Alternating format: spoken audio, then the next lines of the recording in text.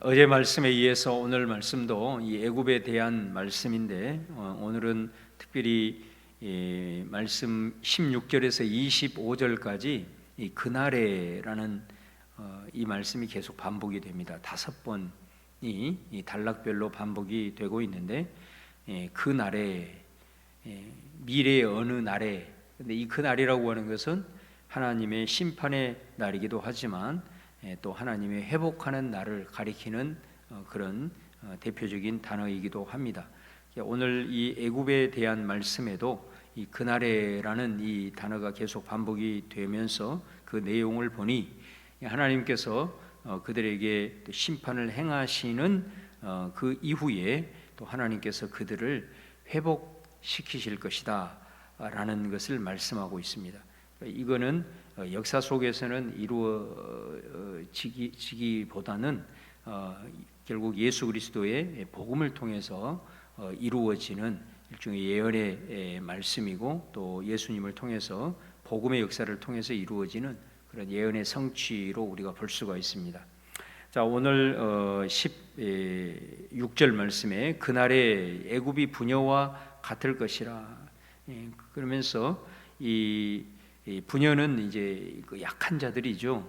그래서 그들이 만군의 여호와께서 흔드시는 손이 그들 위에 흔들림으로 말미암아 떨며 두려워하게 될 것이다.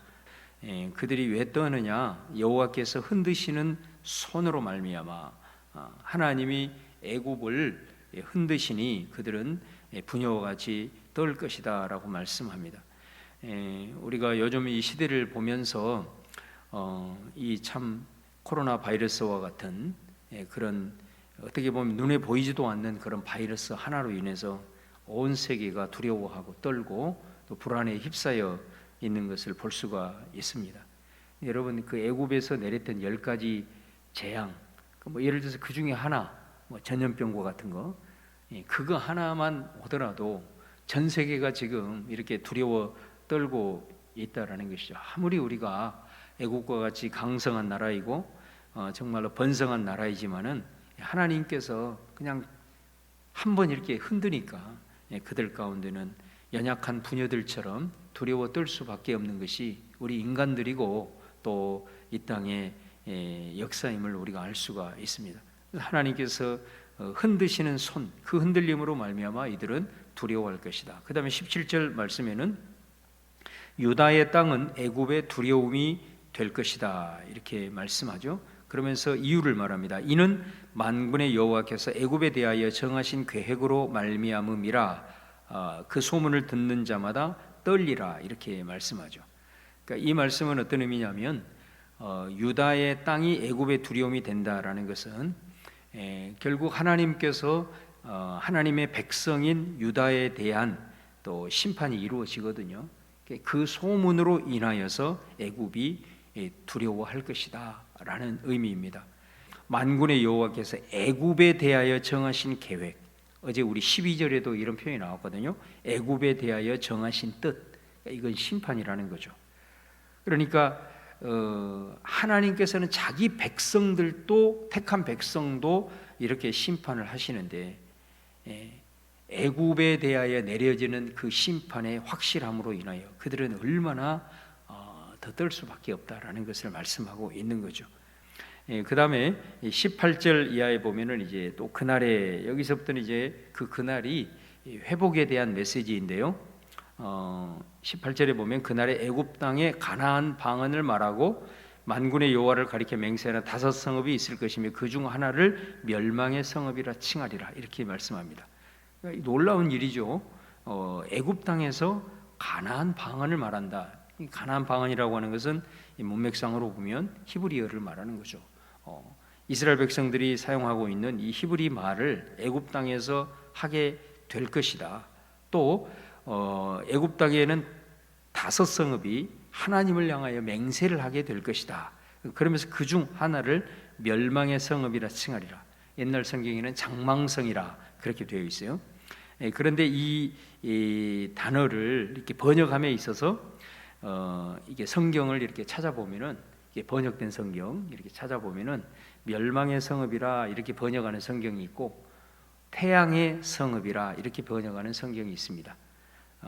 그러니까 이 태양의 성읍이라 헬리오폴리스 이렇게 번역을 하고 있는데, 이 태양의 성읍이라고 하는 것은 우리가 애굽에서 섬기는 최고의 신, 태양신입니다.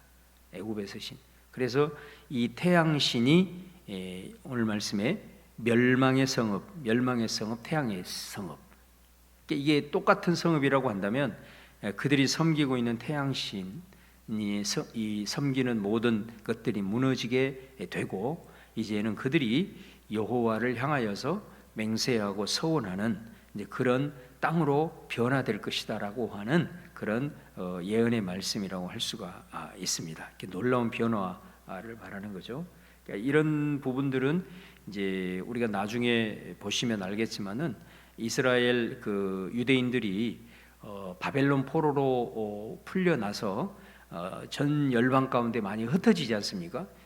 지금 그 팔레스틴 지역에 있는 살아가고 있는 유대인들보다 이때 당시에도 많은 유대인들이 전 세계로 흩어지는 인구가 훨씬 많았죠. 그랬을 때에 이 애굽에 많은 유대인들이 정착을 했던 것을 볼 수가 있습니다. 그래서 우리가 잘 아는 그 구약의 성경을 그 헬라어로 번역하는 그 70인 성경이라고 있거든요. 그 번역.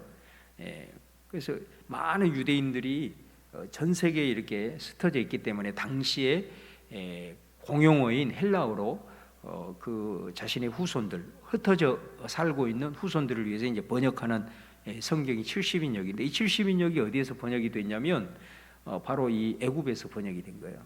이집트의 알렉산드리아라고 하는 곳에서 70명의 랍비가 번역을 하게 된 겁니다. 그러니까 얼마나 많은 유대인들이 애굽 땅에서 거주를 했는가라는 것을 이제 우리가 알 수가 있죠. 이제 그런 의미로 우리가 볼 수가 있습니다. 그리고 19절에 보면 또 하나가 나옵니다. 그날에 애굽 땅 중앙에는 여호와를 위하여 제단이 있겠고 변경에는 여호와를 위하여 기둥이 있겠고, 또 이것이 애굽 땅에서 만군의 여호와를 징조와 증거가 되고, 이는 그들이 그 압박하는 자들로 말미암아 부르짖겠고, 그 다음에 하나님께서 그들을 구원하실 것이고, 그래서 그날에 애굽이 여호와를 알고 제물과 예물이 그에게 드리고 경배할 것이고 여호와께 서원하고 그대로 행하리라. 이것도 놀라운 말씀이죠. 그 애굽 땅에 여호와를 위한 제단이 설 것이고 여호와를 위하여 기둥이 설 것이다, 이렇게 말씀하고 있다는 겁니다. 그리고 애굽이 결국은 하나님께로 돌아오게 될 것이다 라는 이 말씀을 하고 있습니다. 그런데 여기서 아주 중요한 표현이 하나가 나오는데 20절 하반절에 보면 이는 그들이 그 압박하는 자들로 말미암아 여호와께 부르짖겠고, 이렇게 말씀하죠. 그래서 그들이 22절에 보면은 여호와께서 애굽을 치실지라도 치시고는 고치실 것이므로 그들이 여호와께로 돌아올 것이라. 여호와께서 그들의 간구함을 들으시고 그들을 고쳐주시리라. 애굽이 하나님께 막 부르짖는다는 거예요. 그래서 하나님께서는 그 부르짖음을 들으실 것이다. 그래서 그들을 고쳐주실 것이다, 이렇게 말씀해요. 여러분, 우리가 그 출애굽기에 보면은 이 내용이 출애굽기에 이스라엘 백성들에게 해당하는 말씀이거든요. 그러니까 애굽에서 종살이를 하고 있는 이스라엘 백성들이 애굽의 그 압제로 인하여서 엄청나게 부르짖었잖아요. 울부짖었잖아요. 그래서 하나님께서 모세를 구원자로 보내면서 내 백성의 울부짖는 소리를 내가 들었다, 이렇게 말씀을 하십니다. 그러니까 하나님께서 이스라엘 백성들이 애굽의 압제로 인하여서 울부짖음을 들으시고 모세를 통해서 그들을 구원해 내신 것인데, 이제는 그게 이제 거꾸로 된 거예요. 오늘 말씀에 보면 애굽이 그 압박하는 자들로 말미암아 여호와께 부르짖는다. 그러니까 애굽이 어제 말씀드린 대로 남방에 올라온 구스에 의해서 나라가 굉장히 어려움을 당하게 되고, 이제 그 구스 시대가 끝나면 또 북에서 아수르라는 나라가 와서 애굽을 멸망시키고, 또 아수르가 망하고 나서 잠시 좀 반짝했지만 또 바벨론이 와서 이 애굽을 멸망시키고, 엄청난 이제 남방에서 북방에서 애굽을 고통스럽게 하는 일들의 역사가 계속해서 이루어지거든요. 그러니까 이 압박하는 자들로 말미암아서 이제 애굽이 여호와께 돌아오고 여호와께 부르짖을 것이다. 그럴 때 하나님께서 그 애굽을 고치실 것이다. 이렇게 말씀을 하고 있다라는 거죠. 그러니까 그들이 하나님의 백성들을 억압하고 했던 그들이 이제는 억압을 당함으로 말미암아서 하나님께 부르짖겠고 또 그들이 하나님 앞에 돌아올 것이다라는 이런 메시지를 던지고 있습니다. 여러분 원래 이 구약 성경에서 애굽은 거의 사탄의 그 일종의 그 사탄을 상징하는 그런 표현으로 나오고 있습니다. 애굽이 아주 부정적으로, 긍정적으로 나오는 사례가 거의 없는 거예요. 근데 어떻게 이런 일들이 일어날 것인가라고 했을 때 아까도 말씀드린 대로 복음이 예수 그리스도를 통해서 복음이 증거가 되어졌을 때 이 애굽 쪽에 많은 복음의 역사가 일어나게 됩니다. 우리가 잘 아는 대로 구레네 시몬 같은 데도 바로 애굽의 바로 옆 나라잖아요. 그래서 당시에 이 복음의 역사가 이 애굽 지역에 물론 지금은 이제 이슬람권이 되었지만 아주 그 유명한 그 북아프리카의 복음의 중심지가 이집트였다는 것을 보게 됩니다. 그래서 그때 당시에 이 알렉산드리아 같은 경우는 정말 이게 교회의 중심지의 한 축이었을 정도로 이 애굽 지역은 복음화의 대명사라고 할 수가 있었습니다. 그리고 애굽 땅에 그 복음의 역사가 이렇게 일어나서 나중에 이제 이슬람이 들어와 가지고 애굽을 다 점령을 하잖아요. 그럼에도 불구하고 그 이슬람이 이 복음의 역사를 멸절시키지 못했습니다. 그래서 지금도 여러분들이 그 애굽 이집트의 성지 순례를 가보면은 교회가 있습니다. 콥틱 정교회라고 교회가 있고 큰 교회들이 많습니다. 그래서 많은 사람들이 지금도 그 기독교회를 다닙니다. 이집트라고 해서 다 모슬렘만 있는 게 아닙니다. 이 콥틱 교회는 거의 2000년 이상의 역사를 가지고 있는 애굽의 교회라는 거죠. 그래서 그 이집트가 아주 이슬람권임에도 불구하고 그 교회를 무너뜨리지 못하고 물론 차별이 많이 있습니다만은 지금도 건재하고 있는 것을 보게 됩니다. 그러니까 얼마나 초대 교회 그 당시에 애굽 지역이 복음으로 번성했는가라는 것을 잘 볼 수가 있는 것이죠. 비록 모슬렘에서 무너졌지만 이 말씀이 신약 성경에 이 예수 그리스도의 복음을 통해서 성취되어지고 그곳에 여호와를 위한 제단이 세워지고 그리고 여호와를 부르짖고 찾고 예배하는 하나님의 사람들이 세워지실 것이다라는 것을 볼 수가 있는 거죠.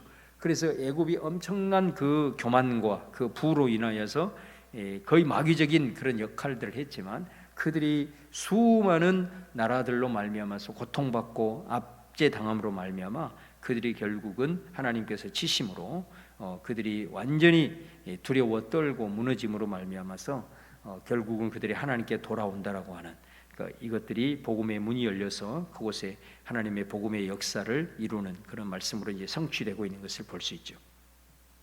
그 다음에 또 23절 말씀에 보면은 그날에 이렇게 또 나옵니다. 그날에 애굽에서 아수르로 통하는 대로가 있어 아수르 사람은 애굽으로 가고 애굽 사람은 아수르로 간다. 그래서 애굽 사람이 아수르 사람과 함께 경배하리라. 그러니까 이 애굽과 아수르는 대적의 관계였는데 그 날이 되면 아수르와 애굽 사람이 서로 소통하게 되고 또 그 애굽 사람과 아수르 사람이 함께 하나님 앞에 예배할 것이다. 바로 그 아수르 지역에 있는 데가 시리아 지역이지 않습니까? 그러니까 이거는 결국은 나중에 예수님의 복음을 통해서 시리아에는 안디옥이라는 곳이 있지 않습니까? 시리아 안디옥, 아수르 지역이라는 거예요. 그곳에 안디옥 교회와 같은 그런 교회가 세워지고 또 애굽도 아까도 말씀드린 대로 그 많은 기독교인들이 세워져서 이 복음이라고 하는 것이 아수르를 넘어서서 그 땅을 넘어서서 애굽을 넘어서서 온 열방까지 계속해서 이어지게 될 것이다 라고 하는 예언의 말씀이 나오는 거죠. 그 다음에 마지막 24절 25절에 보면 그날에 이스라엘이 애굽 및 아수르와 더불어 셋이 세계 중에 복이 되리니 이렇게 말씀하죠. 이 구약의 시대 속에서 이 말씀이 어떻게 성취가 되겠습니까? 이거는 예수님을 통해서 일어난 복음으로 인하여 결국은 온 세계가 복음으로 하나가 되고 유대인과 이방인이 하나가 되고 이런 모든 하나가 됨으로 말미암아서 축복의 통로가 되어서 하나님의 영광을 나타내는, 그리고 하나님이 기뻐하시는 그런 복음의 역사가 열방 가운데 계속해서 이어질 것이다 라고 하는 그런 예언의 말씀임을 우리가 볼 수가 있습니다.